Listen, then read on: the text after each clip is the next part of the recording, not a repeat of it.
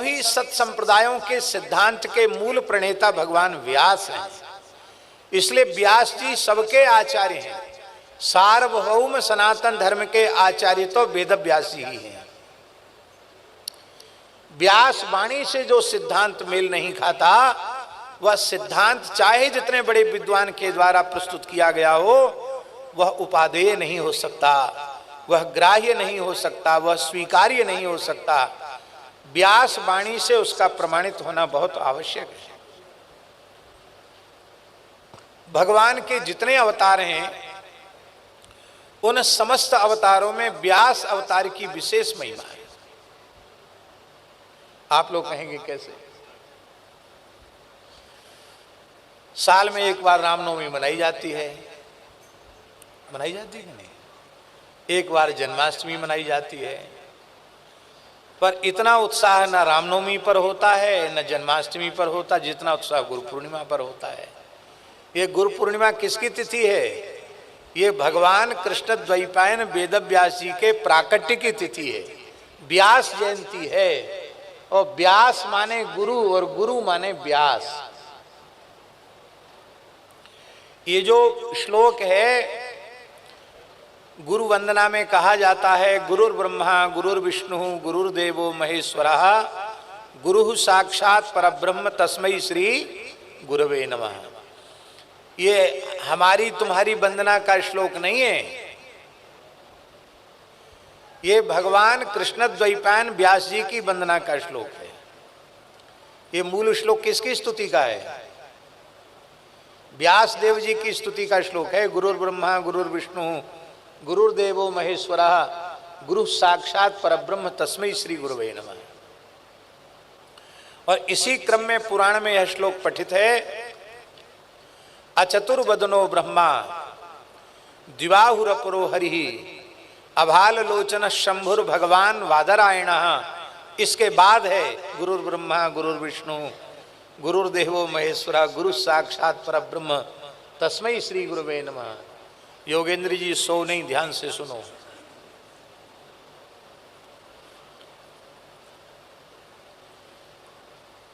व्यास जी के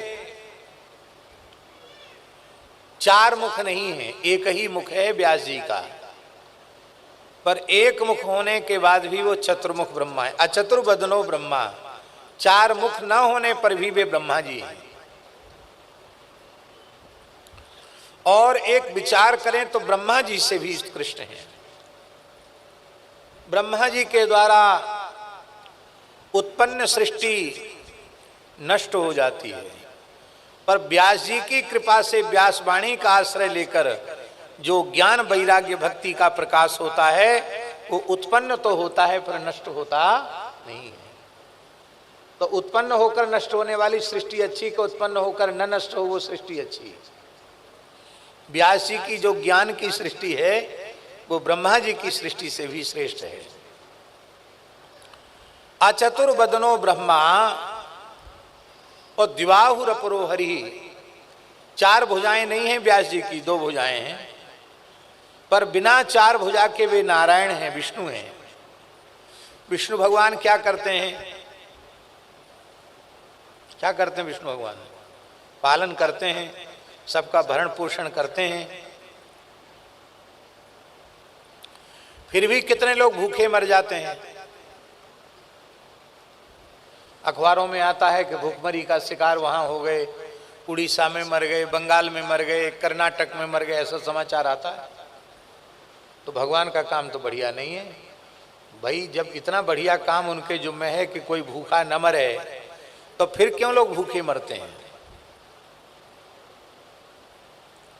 भगवान अपना काम ठीक से नहीं कर रहे हैं। अरे नहीं, भगवान तो काम ठीक से कर रहे हैं, हम ठीक से नहीं कर रहे हैं। क्योंकि मलुकदास जी का दोहा है, राम झरोखा बैठ के सबका मुजरा ले, और जाकी जैसी चाकरी वाकू वैसो ही दे। हमारे कर्म फल का हिसाब किताब करके भगवान देते हैं। तो सबका अलग अलग कार्ड बना हुआ है प्रारब्ध के अनुसार। जिसके राशन का कार्ड बंद हो गया, उसको नहीं मिलता है, तो चाहे भूखे मरो चाहे प्यासे मरो। तुम्हारे खाते में ही नहीं है तो कहाँ से मिलेगा? अब आपसे ही पूछते हैं, आपके खाते में पैसा ना हो तो बैंक आपको पैसा दे देगी क्या? बिना खाते के बैंक आपको पैसा नहीं देगी। तो भगवान भी खाते के अनुसार देते हैं। अथवा चलो भगवान सबको भोजन देते भी हैं तो भी हमेशा की तृप्ति नहीं होती। ऐसा नहीं होता कि एक बार खा लेने के बाद फिर भूख ही न लगे, एक बार जल पीने के बाद फिर प्यास ही न लगे। बार बार भूख लगती है, बार बार प्यास लगती है। इसका मतलब तृप्ति नहीं होती है, आत्यंत की तृप्ति नहीं होती है। किंतु भगवान व्यास के ज्ञान विज्ञान का प्रकाश जिस भाग्यशाली के अंतःकरण में हो जाता है वह नित्य तृप्त हो जाता है। वह आत्माराम, आप्त काम, पूर्ण काम, परम निष्काम हो जाता है। उसके सारे अभाव समाप्त हो जाते हैं, क्योंकि अभाव प्रकृति में है, शरीर संसार में है, और उसकी अंतःकरण की वृत्ति शरीर संसार से हटकर भगवान में लग जाती है। अब भगवान तो स्वभाव से ही परिपूर्ण है, तो उसके समस्त अभावों की निवृत्ति हो जाती, भले ही वो नंग धड़ंग ही क्यों ना हो, उसके जीवन में अभाव नहीं रहता है। तो विष्णु भगवान का पोषण अच्छा कि व्यास जी का पोषण अच्छा है? खाने पीने के बाद भी भूख प्यास रह जाए, अभाव रह जाए, ये ज्यादा अच्छा कि अभाव ही समाप्त हो जाए, ये ज्यादा अच्छा है। इसलिए बिना चार भुजा के भगवान व्यास विष्णु हैं। और अभाल लोचन शंभु, शंकर जी का विशेष चिन्ह है कि उनके ललाट पर तीसरा नेत्र है। व्यास जी के ललाट पर तीसरा नेत्र नहीं है, दो ही आंखें हैं उनकी, पर दो नेत्र होने पर भी वो भगवान शिव हैं।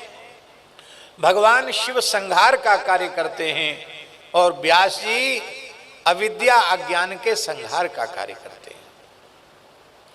भगवान शिव संहार करते हैं तो सृष्टि नष्ट हो जाती है, और नष्ट होने के बाद फिर पैदा हो जाती है।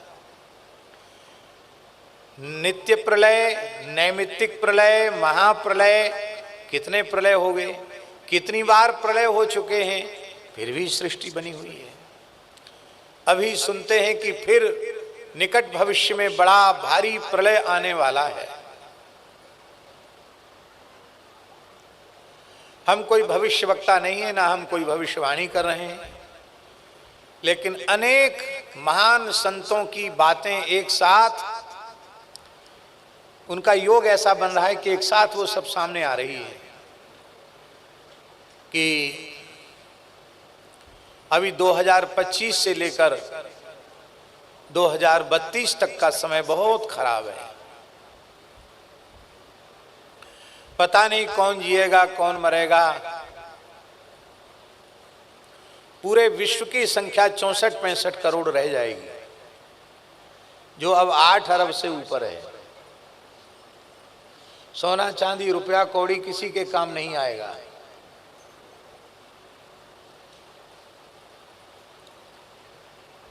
तृतीय विश्व युद्ध लगते ही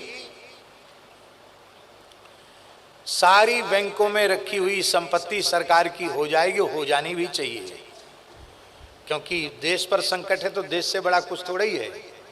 बैंक के सारे खातों का लेन देन बंद हो जाएगा, सारा पैसा गवर्नमेंट का हो जाएगा, देश की सुरक्षा में, देश की सेवा में धन लगेगा। आप चाहे भूखे मरो चाहे प्यासे मरो, तो बैंक में रखा हुआ भी काम नहीं आएगा।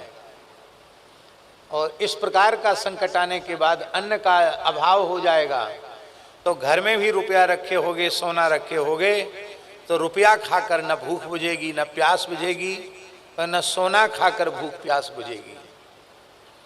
आपको डराने के लिए नहीं कह रहे हैं, हम इसलिए कह रहे हैं मान लो आए समय या ना आवे, लेकिन ऐसी परिस्थितियां बन रही हैं। भगवान जगन्नाथ भी जगन्नाथपुरी छोड़ करके कुछ समय के लिए छतिया नामक स्थान पर, जो जाजपुर में स्थित है, वहां चले जाएंगे, है ना? हैं? छतिया में जगन्नाथ मठ है, और 500 साल से वहां प्रतीक्षा हो रही है, क्योंकि अच्युतानंद दास बाबा ने भविष्यमालिका में लिख दिया कि ऐसे ऐसे संकट आने पर इतने वर्ष के लिए जगन्नाथ जी वहां चले जाएंगे।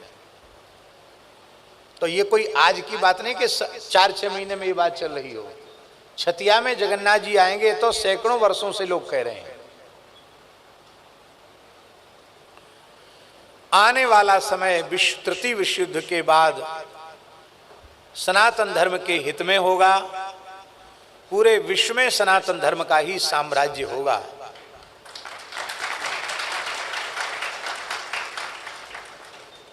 अब ताली तो बजा रहे हो, इतनी ईमानदारी से भजन में लग जाओ कि बस अब कब मौत आ जाए पता नहीं।